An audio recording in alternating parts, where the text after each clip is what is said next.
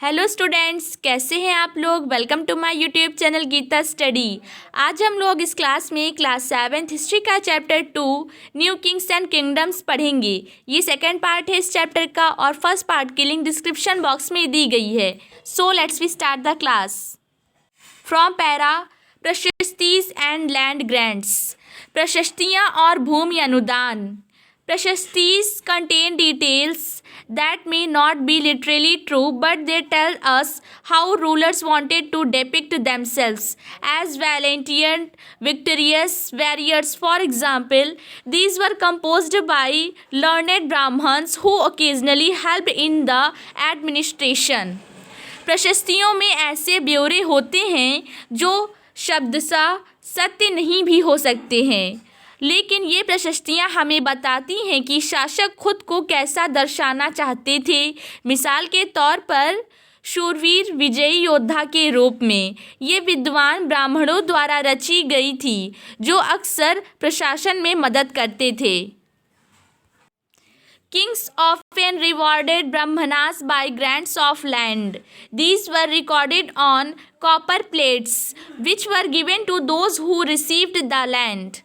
राजा लोग प्रायः ब्राह्मणों को भूमि अनुदान से पुरस्कृत करते थे। ये ताम्र पत्रों पर अभिलिखित होते थे जो भूमि पाने वाले को दिए जाते थे। Unusual for the 12th century was a long Sanskrit poem containing the history of kings who ruled over Kashmir. It was composed by an author named Kalhana. He used a variety of sources including inscriptions, documents, eyewitness accounts and earlier histories to write his account. Unlike the writers of Prashastis, he was often critical about rulers and their policies. 12वीं शताब्दी में एक बृहद संस्कृत काव्य भी रचा गया जिसमें कश्मीर पर शासन करने वाले राजाओं का इतिहास दर्ज है। इसे कलहर नामक एक रचनाकार द्वारा रचा गया। कलहर ने अपना वृत्तांत लिखने के लिए शिलालेखों, दस्तावेजों, प्रत्यक्षदर्शियों के वर्णनों और पहले के इतिहासों समेत अनेक तरह के स्रोतों का इस्तेमाल किया। प्रशस्तियों के लेखकों से भिन्न वह अक्सर शासकों और उनकी नीतियों के बारे में आलोचनात्मक रुख दिखलाता है, इसलिए 12वीं सदी के लिए यह असाधारण ग्रंथ था। The achievements of Nagabhata. Nagabhata की उपलब्धियाँ। Many rulers described their achievements in Prashastis. You read about the Prashasti of the Gupta ruler Samudragupta last year.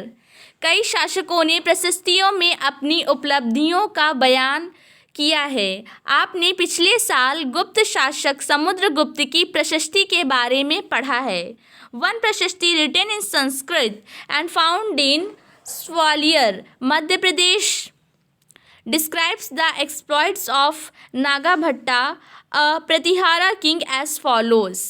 Sanskrit में लिखी गई ग्वालियर मध्य प्रदेश में पाई गई एक प्रशस्ति में प्रतिहार नरेश नागभट्ट के कामों का वर्णन इस प्रकार किया गया है। The kings of Andhra, Saindhava, Sindh, Vidarbha part of Maharashtra and Kalinga part of Odisha fell before him even as he was a prince. Andhra, Saindhava, Sindh, Vidarbha Maharashtra का एक हिस्सा और कलिंग उड़ीसा का एक हिस्सा के राजा उनके आगे तभी धाराशाही हो गए जब वे राजकुमार थे। He won a victory over Chakrayudha, the ruler of Kannauj. He defeated the king of Vanga, part of Bengal, Anarta, part of Gujarat, Malwa, part of Madhya Pradesh, Kirata, forest peoples, Turushka, Turks, Vatsa, Matsya, both kingdoms in north India. उन्होंने कन्नौज के शासक चक्रयुद्ध को विजित किया। उन्होंने वंग, बंगाल का हिस्सा, अनर्त, गुजरात का हिस्सा, मालवा, मध्य प्रदेश का हिस्सा, किरात, वनवासी, तुरुष्क, तुर्क, वत्स, मत्स्य दोनों उत्तर प्रदेश के राजाओं को पराजित किया। फिगर 2, चित्र 2। This is a set of copper plates recording a grant of land made by a ruler in the 19th century. Written partly in Sanskrit and partly in Tamil. The ring holding the plates together is secured with the royal seal to indicate that this is an authentic document. यह थोड़ा संस्कृत और थोड़ा तमिल में लिखा हुआ ताम्रपत्रों का एक संग्रह है जिसमें 9वीं सदी में एक शासक के द्वारा दिए गए भूमि अनुदान का उल्लेख है। जिन कड़ियों से ये पत्र जुड़े हैं उन पर राजसी मुहर लगी है जो यह बतलाने के लिए है कि यह एक प्रमाणिक दस्तावेज है। What was given with the land? भूमि के साथ क्या क्या दिया जाता था? This is part of the Tamil section of a land grant given by the Cholas. यह चोलों के द्वारा दिए गए एक भूमि अनुदान के तमिल भाग का एक अंश है। We have demarcated the boundaries of the land by making earthen embankments as well as by planting thorny bushes. This is what the land contains: fruit-bearing trees, waterland, gardens and orchards, trees, wells, open spaces, pasture lands, a village, ant hills, platforms, canals, ditches, rivers, sift laden tanks, granaries, fish ponds, bee hives and deep lakes. हमने मिट्टी के मेड़े बनाकर साथ ही कांटेदार झाड़ियाँ लगाकर भूमि की सीमाओं को चिन्हित कर दिया है। इस भूमि पर ये चीज़ें हैं: फलदार वृक्ष, पानी भूमि, बगीचे और फलोद्यान, पेड़, कुएं, खुली जगह, चारागाह, एक गांव, बॉबी, चबूतरे, नहरें, खाइयाँ, नदियाँ, दलदली जमीन, हौज, अनागार, मछलियों के तालाब, मधुमक्खियों के छत्ते और गहरी झीलें। He who receives the land can collect taxes from it. He can collect the taxes imposed by judicial officers as fines, the tax on betel leaves, that on woven cloth as well as on vehicles. He can build large rooms with upper stories made of baked bricks. He can get large and small wells dug. He can plant trees and thorny bushes. If necessary, he can get canals constructed for irrigation. He should ensure that water is not wasted and that embankments are built. जिसे यह भूमि मिलती है वह इससे कर वसूली कर सकता है। वह न्यायाधिकारियों द्वारा जुर्माने के तौर पर लगाए गए कर वसूल सकता है। पान के पत्तों पर लगने वाला कर, बुने हुए कपड़ों पर लगने वाला कर, साथ ही साथ वाहनों पर लगने वाला कर वसूल सकता है।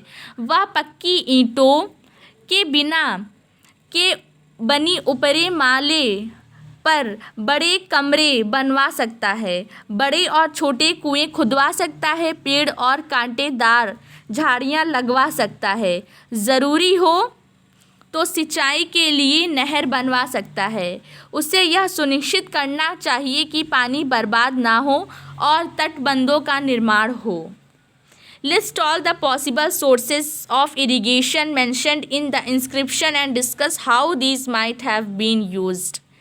लेख में सिंचाई के जितने संभव स्रोतों का उल्लेख है उनकी सूची बनाइए और विचार विमर्श कीजिए कि इनका कैसे इस्तेमाल होता होगा। वारफेयर फॉर वेल्थ, धन के लिए युद्ध। You may have noticed that each of these ruling dynasties was based in a specific region. At the same time, they tried to control other areas. One particularly prized area was the city of Kannauj in the Ganga Valley. For centuries, rulers belonging to the Gurjara, Pratihara, Rashtrakoot and Pala dynasties fought for control over Kannauj. Because there were three parties in this long-drawn conflict, historians often describe it as the tripartite tripartite struggle. आपने यह गौर किया होगा कि इनमें से प्रत्येक शासक राजवंश का आधार कोई क्षेत्र विशेष था। वे दूसरे क्षेत्रों पर भी नियंत्रण करने का प्रयास करते थे।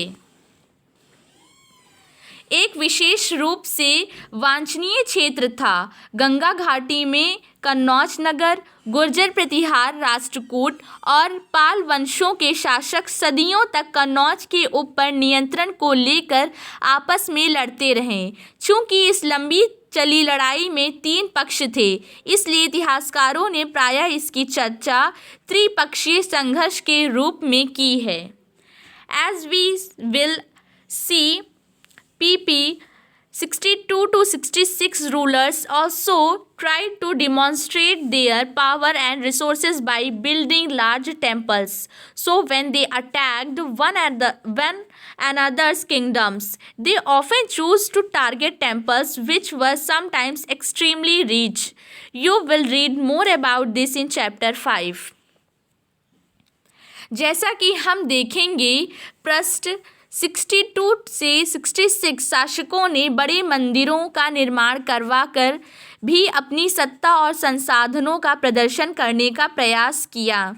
इसलिए जब वे एक दूसरे के राज्यों पर आक्रमण करते थे तो मंदिरों को भी अपना निशाना बनाते थे, जो कभी कभी बहुत अधिक संपन्न होते थे। आप अध्याय 5 में इसके बारे में और पढ़ेंगे।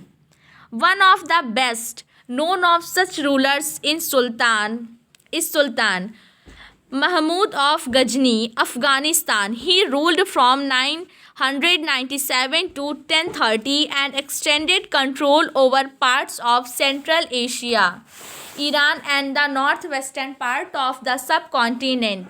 He raided the subcontinent almost every year. His targets were wealthy temples, including that of Somnath, Gujarat.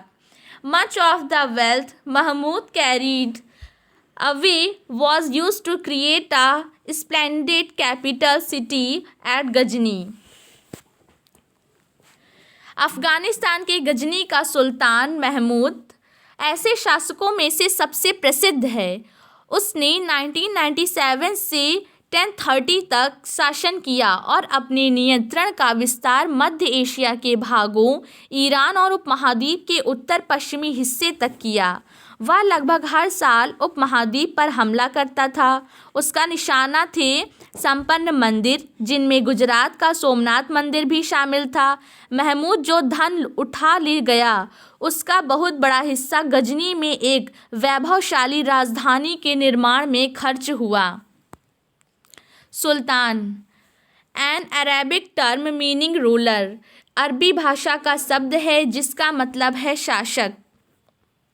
Sultan Mahmud was also interested in finding out more about the people he conquered and entrusted a scholar named Al-Biruni to write an account of the subcontinent. This Arabic work, known as the Kitab-ul-Hind, remains an important source for historians. He consulted Sanskrit scholars to prepare this account. सुल्तान महमूद अपने द्वारा जीते गए लोगों के बारे में भी कई बातें जानना चाहते थे और उसने अल बेरूनी नामक एक विद्वान को इस उपमहाद्वीप का लेखा जोखा लिखने का काम सौंपा। अरबी में लिखी गई उसकी कृति किताब अल हिंद आज भी इतिहासकारों के लिए एक महत्वपूर्ण स्रोत है। अल बेरूनी ने इसे तैयार करने के लिए संस्कृत के विद्वानों से परामर्श किया।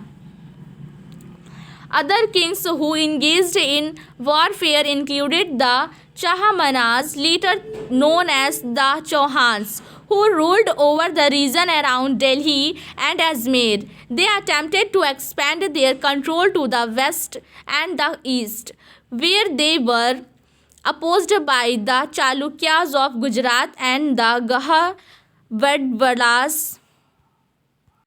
Gahadwalas of western Uttar Pradesh. The best known Chahamana ruler was Prithvi Raja III, 1168 to 1192, who defeated an Afghan ruler named Sultan Muhammad Ghori in 1191, but lost lost to him the very next year in 1192। युद्ध करने वाले दूसरे राजाओं में चाहमान भी थे, जो बाद में चौहान के रूप में जाने गए। वे दिल्ली और अजमेर के आसपास के क्षेत्र पर शासन करते थे। उन्होंने पश्चिम और पूर्व की ओर अपने नियंत्रण क्षेत्र का विस्तार करना चाहा, जहां उन्हें गुजरात के चालुक्यों और पश्चिमी उत्तर प्रदेश के गहरवालों से टक्कर लेनी पड़ी।